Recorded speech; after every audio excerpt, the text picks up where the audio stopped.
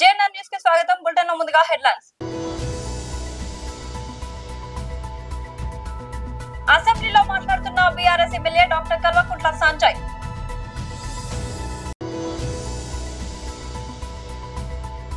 హైదరాబాద్ లో గౌరవనీయ గవర్నర్ కు బీజేపీ ప్రతినిధి బృందం వినతి పత్రం సమర్పించింది.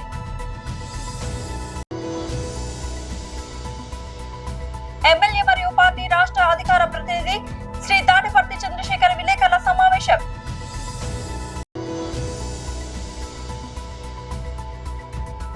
హైదరాబాద్ లో పెట్రోల్ ప్యానిక్, బంకుల వద్ద బారులు తీరిన వాహనాలు.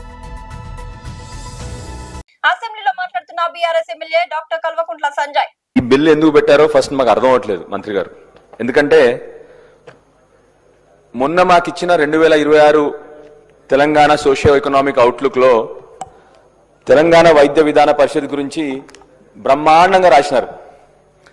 The Telangana Vaidya Vidhana Parishad, sir I'm quoting from the Telangana socio economic outlook of 2026 sir, మొన్న ఇచ్చింది మీరు. The Telangana Vaidya Vidhana Parishad is the backbone of secondary health service in the state, focusing on its core pillars of care, comfort and courtesy. There is a major expansion of infrastructure and bed capacity. 7,000 నుంచి 12,760 beds ni expand చేశారు మీరు TVVP లో. A notable achievement is the establishment of dialysis facilities in 77 hospitals. Only between April and November 2025 alone, TVVP hospitals managed 90 అంటే 6 months లో they managed close to 1 crore patients and over 7.65 lakh inpatient admissions. Now, ఆశ్చర్యం ఏంటంటే మీరే ఇంత బ్రహ్మాండంగా function అవుతున్న టీవీవీపీని why are you repealing this, why you want to remove TVP అని చెప్పి డౌట్ అధ్యక్ష మాకు ఫస్ట్. ఎందుకంటే మీరిచ్చిన ఆబ్జెక్టివ్స్ లో మీరు ఏం చెప్పారంటే, under the proposed directorate, all properties, assets and obligations of the commissioner shall vest in the government. Properties, assets. ఎందుకు డౌట్ వస్తా ఉందంటే అధ్యక్ష, ఈ 2.5 సంవత్సరాల్లో తప్పుగా భావించదు అధ్యక్ష. ఎందుకంటే మీకు తెలిసి ఏం చేస్తా ఉందో ప్రభుత్వం, అన్ని చోట్ల ప్రభుత్వం సంబంధించిన ల్యాండ్స్ మీద, ప్రభుత్వం సంబంధించిన ఆస్తుల్ని అమ్మకానికి పెడతా ఉన్నారు. కాబట్టి నాకు ఫస్ట్ డౌట్ వచ్చింది. ఎందుకంటే టీవీవీపీ అనే సంస్థ ఇంత బ్రహ్మాండంగా పనిచేస్తున్నట్టు మొన్న మీరే ఇచ్చినారు. It is doing amazingly well. The idea behind TVVP ఏంటి, అసలు ఎందుకు స్థాపించబడింది? ఎమర్జెన్సీ, మెయిన్లీ అధికార వికేంద్రీకరణ, సో దట్ లోకల్లో వాళ్ళకి పవర్స్ ఉంటాయి, లోకల్లో డాక్టర్స్ ని ఇమీడియట్ గా వాళ్ళు ఎంప్లాయ్ చేయడానికి కానీ, అదర్వైజ్ టు సబ్స్టిట్యూట్ దెమ్ కానీ, లోకల్లో డ్రగ్ ప్రొక్యూర్మెంట్ కానీ, లోకల్లో ఎనీ ఎమర్జెన్సీ డిసిషన్ తీసుకోవడానికి ఆ రోజు 1986లో టీవీపీ ఆరంభించింది. So today after functioning so well, why is it being removed, why is it being change? ఇంకొక డౌట్ వస్తా ఉంది మాకు. అంటే I'm not trying to complain, I'm just saying. ఎందుకంటే అంతకుముందు గత 2.5 సంవత్సరాల్లో చాలా పేర్లు మార్చారు కాబట్టి దీని పేరు కూడా మారుద్దామని ఏమన్నా ఆలోచన, అదొక డౌట్ వస్తా ఉంది. హైదరాబాద్ లో గౌరవనీయ గవర్నర్ కు బీజేపీ ప్రతినిధి బృందం వినతి పత్రం సమర్పించింది. ఈరోజు మొట్టమొదటిసారిగా తెలంగాణ గవర్నర్గా నియమించిన తర్వాత భారతీయ జనతా పార్టీ ఒక బృందం గవర్నర్ గారిని కలవడం జరిగింది. మొట్టమొదటి ఒక బడ్జెట్ స్పీచ్ కూడా గవర్నర్ గారిది మొన్న అసెంబ్లీలో జరిగింది. అయితే ఆ అసెంబ్లీలో గవర్నర్ గారి యొక్క ప్రసంగం నడుస్తున్నప్పుడు మన భారత హోంశాఖ మంత్రి విభాగము తప్పకుండా వందే మాతరము పూర్తిగా పాడాలి, ప్రభుత్వం సంబంధించినటువంటి ఒక కార్యక్రమాల్లో, అసెంబ్లీలలో, పార్లమెంట్లో ఈ యొక్క వందే మాతరాన్ని 150 సంవత్సరాలు పూర్తి చేసింది కాబట్టి అది రాసి, అది ఆలాపించి, ఏ వందే మాతరం అయితే దేశంలో స్వతంత్ర యుద్ధానికి లక్షలాది కోట్లాది మంది యువకుల్ని ప్రోత్సాహన చేసిందో ఆ వందే మాతరం గేయాన్ని తప్పకుండా మనము ఆలపించాలే కార్యక్రమాలలో అని చెప్పేసి కూడా హోంశాఖ మంత్రిత్వం ఇచ్చినటువంటి ఒక సర్క్యులర్ని తెలంగాణ అసెంబ్లీలో ఆ వందే మాతరం చేస్తున్న సమయంలో ఎంఐఎం ఎమ్మెల్యేస్ అందరూ కూడా ఆ ఎమ్మెల్యేలందరూ కూడా దాన్ని బేఖతరు చేస్తూ అవమానిస్తూ సభ నుంచి ఆలాపించే సమయంలో వెళ్ళిపోయారు. వందే మాత్రం పూర్తయిన తర్వాత రావడం జరిగింది. ఇది ఎంఐఎం పార్టీ మన భారతదేశం ఒక జాతీయ గేయాల మీద, జాతీయ ఒక సింబల్స్ మీద, మన జాతీయ భావం మీద ఈరోజు వారు అవమానపరిచినట్టు భారతీయ జనతా పార్టీ భావిస్తూ ఉంది. వారికి సంబంధించినటువంటి ఒక ఎంపీ, ఆ పార్టీకి సంబంధించిన ఎంపీ పార్లమెంట్లో శపథ గ్రహణం చేసే సమయంలో, శపథం తీసుకున్నటువంటి ఒక సమయంలో జై పలిస్తాన్ అంటాడు ఆయన. భారత్ మాతాకి జై అనడం నోట్లోంచి రాదు, కనీసం జై హింద్ అనడం కూడా రాదు, వందే మాత్రం కూడా అంటారు రాదు, కానీ జై పాలెస్టైన్ మాత్రం అంటారు. కాబట్టి ఇటువంటి ఒక ఆలోచనతో ఎంఐఎం పార్టీ ఈరోజు తెలంగాణలో మన దేశం ఒక గేయాన్ని, జాతీయ గేయాన్ని, వందే మాత్రాన్ని ఈరోజు అవమానపరిచినట్టు మేము భావిస్తూ ఉన్నాం. ఎమ్మెల్యే మరియు పార్టీ రాష్ట్ర అధికార ప్రతినిధి శ్రీ తాటిపర్తి చంద్రశేఖర్ విలేకరుల సమావేశం. కూడి వచ్చినటువంటి మీడియా మిత్రులందరికీ నా నమస్కారం. ఈ రాష్ట్రంలో చంద్రబాబు నాయుడు గారు అలాగే కూటమి నడుస్తున్నటువంటి విధానం, నడిపిస్తున్నటువంటి విధానం చూస్తే పాలన అంటే పచ్చ కట్టు కదలే అన్నట్టుగా ఈ రాష్ట్రంలో ఉన్నటువంటి ఇంటెలిజెన్స్ వ్యవస్థ కానీ, ఐబీ కానీ, స్పెషల్ బ్రాంచ్ల నివేదికలు వాటి యొక్క పనితీరుపై ఆధారపడకుండా పచ్చపత్రికల్లో వచ్చేటటువంటి కట్టుకథల మీదే ఆధారపడి అధికారుల మీద, ఐఏఎస్ అధికారుల మీద, ఐపీఎస్ అధికారుల మీద విచ్చలవిడిగా పెట్టరేగిపోయి బదిలీల పేరుతోటి అరాచకం కొందరిని, కేసుల పేరుతోటి మరికొందరిని ఎంత దారుణంగా హింసిస్తున్నారంటే, ఈ రాష్ట్రంలో ఏ విధంగా ఉందంటే పాలన ఒక పక్కన పాలన పడకేసింది, కక్ష ప్రతి ఇంటి గడపకి తొక్కింది. మేము ప్రతి గడపకి రేషన్ డోర్ డెలివరీ చేస్తే వీళ్ళు ప్రతి గడపకి కక్షా రాజకీయాల్ని పరిచయం చేశారు. వీళ్ళ పరిపాలనలో అనుమానం పెనుభూతమైపోయింది. చంద్రబాబు నాయుడు గారు ఎప్పుడూ లేనంతగా తడబాటు కనపడుతూ ఉంది ఆయనకి. ఎందుకయ్యా చంద్రబాబు గారు అంత తడబడిపోతున్నారు? మీకు 150 పైన సంఖ్య ఉంది. మీ కొడుకు మిమ్మల్ని వెన్నుపోటు పొడుస్తాడని ఒకవైపున భయపడుతున్నట్టున్నారు, ఇంకొక వైపున పవన్ కళ్యాణ్ గారు పొడుస్తాడేమోనని ఇంకొక వైపున భయపడుతున్నారు, మరో వైపున అధికారులు, ఐఏఎస్ ఆఫీసర్లు పొడుస్తారని మరొక వైపున భయపడిపోతున్నట్టుగా మీ యొక్క తడబాటు చూస్తుంటే దినదిన గండం 100 ఏళ్ల ఆయుష్లాగుంది మీ యొక్క పదవి కాలం. మీరు గతంలో నేను అంత చేశాను, ఇంత చేశానని చెప్పుకునేటటువంటి వ్యవహారం మీద ఉన్న ధ్యాస ఏమీ చెయ్యలేదు అనేటటువంటి నిజాన్ని ఒప్పుకోవడంలో కానీ, దాన్ని సవరించుకోవడంలో కానీ మీకు కనపడట్లా. ఈ రాష్ట్రంలో నేను నిఖార్సైన,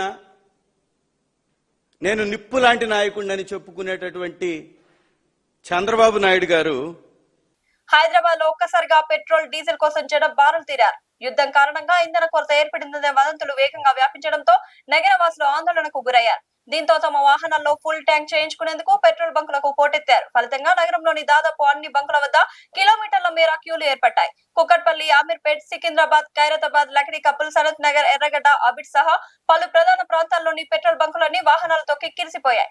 గంటల తరబడి వాహనదారులు క్యూలలో వేచి ఉండాల్సిన పరిస్థితి నెలకొంది. ఇదే సమయంలో కొన్ని బంకుల వద్ద నో స్టాక్ బోర్డులు కనిపించడంతో ప్రజల ఆందోళన మరింత పెరిగింది. ఈ పరిణామంపై అధికారులు స్పందించారు.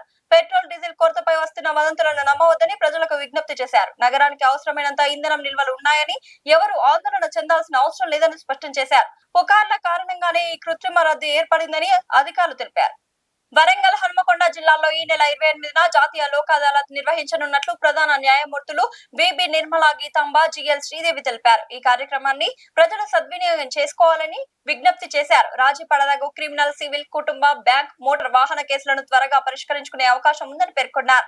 కోర్టులో లేని కేసులను కూడా ప్రీ లిటిగేషన్ ద్వారా పరిష్కరించుకోవచ్చని తెలిపారు. వరంగల్, హన్మకొండ జిల్లాలో మొత్తం కేసులకు నోటీసులు జారీ చేసి ప్రత్యేక బెంచ్లు ఏర్పాటు చేసినట్లు వెల్లడించారు. ప్రజలు ఈ అవకాశాన్ని ఉపయోగించుకొని తమ వివాదాలను త్వరగా ముగించుకోవాలని కోరారు. మొదటి నేషనల్ లోక్ అదాలత్, జాతీయ లోక్ అదాలత్ని 28, 3, 26 అంటే ఈ శనివారం మనం ఈ హన్మకొండ అదాలత్ ప్రాంగణంలో చేస్తాము. దాంట్లో రాజీ పడదగ్గ కేసులు, సివిల్ కేసులు, క్రిమినల్ కేసులు, అలాగే motor accident claims, NI act కేసులు, అదేవిధంగా మన ఫ్యామిలీ మ్యాటర్స్, ఫ్యామిలీ డిస్ప్యూట్స్లో కూడా మెయింటెనెన్స్ కేసులు, ఇలాంటివన్నీ ఏమైనా రాజీ పడదగ్గ కేసులు ఏమన్నా కూడా వాటిని సాల్వ్ చేయడం జరుగుతుంది. వారి పక్షదారులందరూ కూడా ఈ అవకాశాన్ని ఉపయోగించుకొని వారి యొక్క సమస్యలను సత్వరంగా పరిష్కరించుకోవడం ద్వారా ఎటువంటి ఖర్చు లేకుండా వారు కట్టిన కోర్టు ఫీజు కూడా తిరిగి ఇవ్వడం జరుగుతుంది. సివిల్ మ్యాటర్స్లో అయినా కానీ ఏ కేసుల్లో అయినా కూడా. అదేవిధంగా మీ యొక్క అడ్వకేట్స్ సమక్షంలో, మీ యొక్క లాయర్ల సమక్షంలో మీరు సరైన సలహాలు తీసుకొని దానికి కాను అది కూడా కాకుండా వారితో పాటు మా యొక్క న్యాయమూర్తులు అందరూ కూడా బెంచెస్ కాన్స్టిట్యూట్ చేయడం జరిగింది. హన్మకొండలో 10 బెంచులు, వరంగల్లో 10 బెంచులు క్రియేట్ చేశాము. వరంగల్లో 8 బెంచులు, నర్సంపేటలో 2 బెంచులను, అలాగే హన్మకొండలో 8 బెంచులు, 2 బెంచులు పరకాల్లోనూ కాన్స్టిట్యూట్ చేయడం జరిగింది. దాంట్లో న్యాయమూర్తులు ఉంటారు. అదేవిధంగా న్యాయ సలహాలు ఇవ్వడానికి లీగల్ అడ్వైస్ కౌన్సిలర్స్ ఉంటారు. అలాగే న్యాయ సేవాధికార సంస్థ ప్రతినిధులు, సెక్రటరీస్ కూడా మీకు అందుబాటులో ఉంటారు. మీ సమస్యలు ఎటువంటివి ఉన్నా కూడా మీరు ఈ రోజు నుంచి కూడా వచ్చి రాజీ చేసుకోవడానికి ఇక్కడ ప్రీ లోక్ అదాలత్లు అనేటివి కూడా బెంచ్ కాన్స్టిట్యూట్ చేశాము. ఆయా కోర్సుకు వచ్చి మీరు సాయంత్రం 6 గంటల వరకు కూడా మీ సమస్యలని పరిష్కరించుకోవచ్చు. కాబట్టి ప్రతి ఒక్కరూ కూడా మీరు మీ చిన్న తగాదాలు అటువంటివి ఏమన్నా ఉంటే మీరు పరిష్కరించుకోవడం ద్వారా మీరు సత్వరంగా న్యాయం పొందే అవకాశం ఉంటుంది. అదేవిధంగా మీకు కోర్ట్ ఫీజు తిరిగి వస్తుంది. దీని మీద అప్పీల్ కూడా ఉండదు. కాబట్టి దాంతో ఇద్దరు కూడా మీ యొక్క ఉద్దేశానుసారము, మీ యొక్క టర్మ్స్ అండ్ కండిషన్స్ ప్రకారమే రాజీ చేస్తారు. కాబట్టి మీకు ఎటువంటి నష్టము జరగదు. కాబట్టి ఇద్దరు హ్యాపీగా మీ కుటుంబాలతో సంతోషంగా ఉండవచ్చు. లిటిగేషన్ అనేది ఎక్కడితో ఎండ్ అయిపోతుంది. కాబట్టి కోర్టుకి మరలా రావాల్సిన అవసరం కూడా ఉండదు. కాబట్టి ఇటువంటి అవకాశాన్ని సద్వినియోగం చేసుకోవాలనేసి పత్రికాముఖంగా మరియు మీడియా వారి ముఖంగా ఈ విషయాన్ని అందరికీ ప్రజలకి, వరంగల్ అండ్ హన్మకొండ జిల్లా ప్రజలకు తెలియజేయాలని కోరుకుంటున్నాను. Thank you very much. అభివృద్ధి, సంక్షేమం 2 కళ్లుగా కూటమి ప్రభుత్వం పనిచేస్తే చూసి ఓర్వలేక వైసీపీ తప్పుడు ఆరోపణలు చేస్తుందని టీడీపీ కాకినాడ జిల్లా అధ్యక్షుడు జ్యోతుల నవీన్ ఆరోపించారు. వైసీపీ ప్రభుత్వ 5 ఏళ్ల పాలనలో 1 కిలోమీటర్ రోడ్డు కూడా వేయలేదన్నారు. బుధవారం జిల్లా టీడీపీ కార్యాలయంలో ఆయన మీడియా సమావేశం నిర్వహించారు.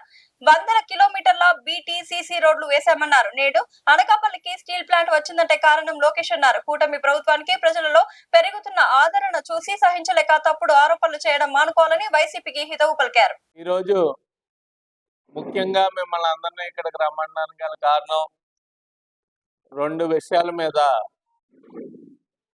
చెప్పడానికి రమ్మడం జరిగింది.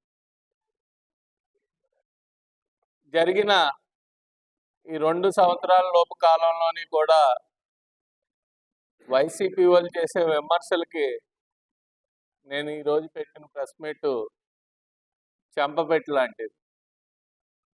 ఈ రోజు వరకు కూడా చెప్పుకోవడం జరిగింది మనం. గత ప్రభుత్వంలో కనీసం రోడ్లు కూడా వేయలేని పరిస్థితిని ఈ 2 సంవత్సరాల్లోని కూడా వందల వేల కిలోమీటర్లు మనం సీసీ రోడ్లు, బీటీ రోడ్లు కూడా వేసుకోవడం జరిగింది. సంక్షేమాన్ని అందించుకుంటూ అభివృద్ధిని ముందుకు తీసుకెళ్ళడం జరిగింది. ఈ 4-5 రోజుల్లో జరిగిన పరిణామాలు చూసుకుంటే ఏషియాలోనే అతిపెద్ద గ్రీన్ఫీల్డ్ ప్రాజెక్టుల్లో ఒక స్టీల్ ప్లాంట్ని మొన్న శంకుస్థాపన చేసుకోవడం జరిగింది. అది కూటమి ప్రభుత్వ విజయం. అతి ముఖ్యంగా లోకేష్ గారి కృషి అని చెప్పక తప్పదు. ఎందుకంటే అక్కడ అందరూ కూడా చెప్పడం జరిగింది, మీరు వినే ఉంటారు. ఒక్క జూమ్ కాల్ తోటి అక్కడ ప్రాజెక్ట్ని తీసుకొచ్చిన పరిస్థితి లోకేష్ గారికి ఉంది. ఇది 5,465 ఎకరాల్లో 2 దశల్లో పూర్తవుద్ది. ప్రత్యక్షంగానే పరోక్షంగానే కూడా 1,00,000 ఉద్యోగాల పైన దీనికి రావడం జరుగుతుంది.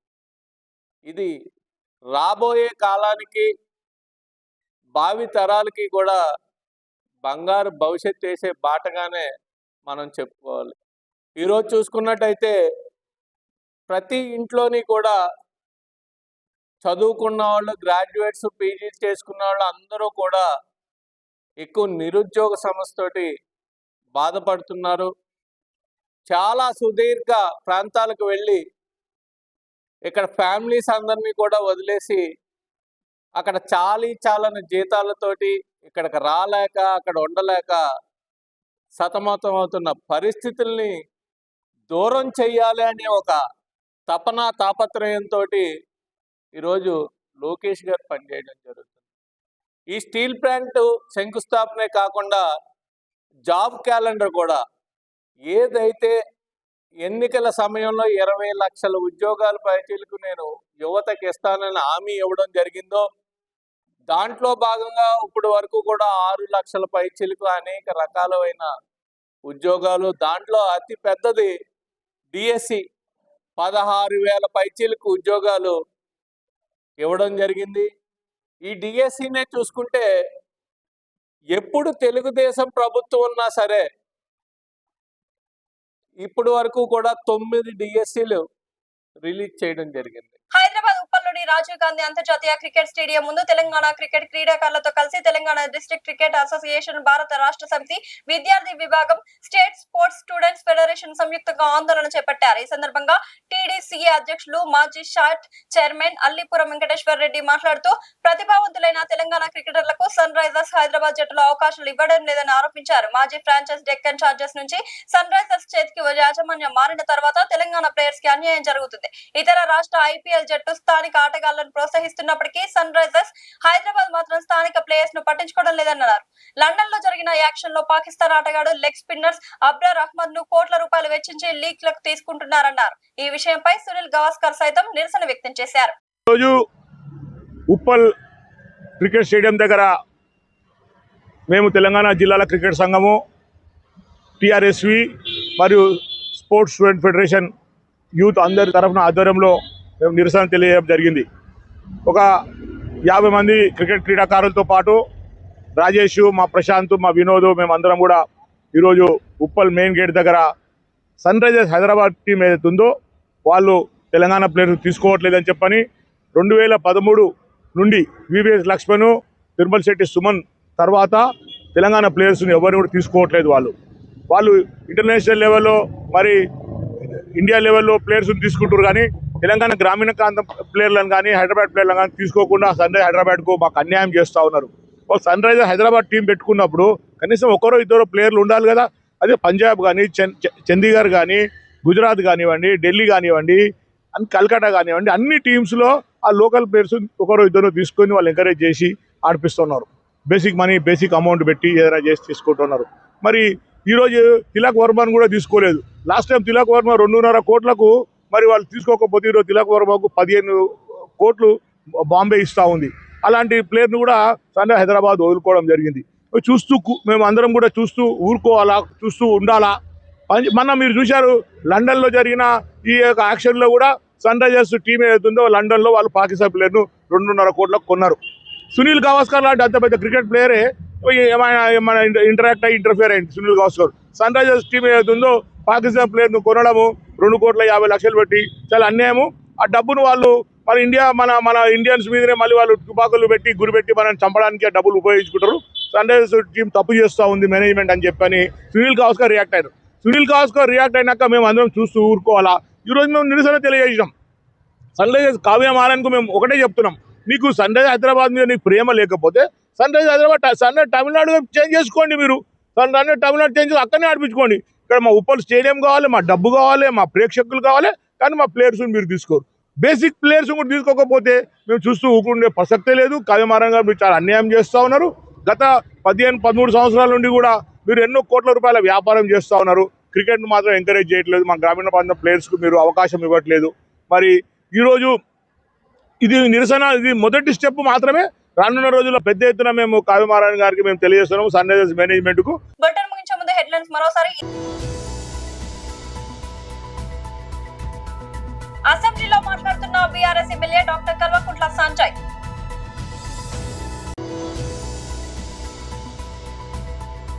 హైదరాబాద్ లో గౌరవనీయ గవర్నర్ కు బీజేపీ ప్రతినిధి బృందం వినతి పత్రం సమర్పించింది.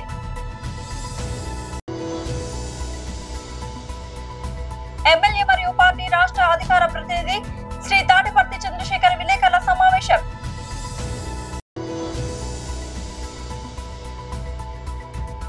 హైదరాబాద్ లో పెట్రోల్ ప్యానిక్, బంకుల వద్ద బారులు తీరిన వాహనాలు. ఇది వాటి బులెటిన్ అప్డేట్. మరొక బులెటిన్ లో మళ్ళీ కలుద్దాం. అంతవరకు సెలవు.